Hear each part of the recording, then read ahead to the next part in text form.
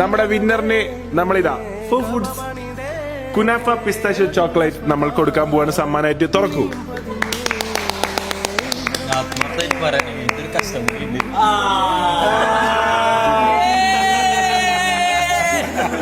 അപ്പൊ ജിമ്മി സത്യസന്ധത പുലർത്തിട്ടോ ഒരു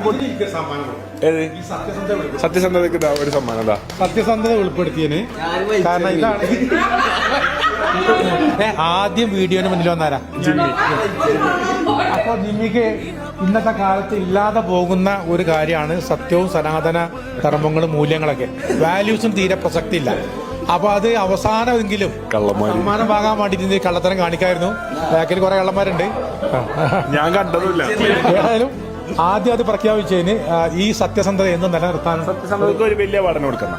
എന്നായിക്കോട്ടെ. ചെറുത്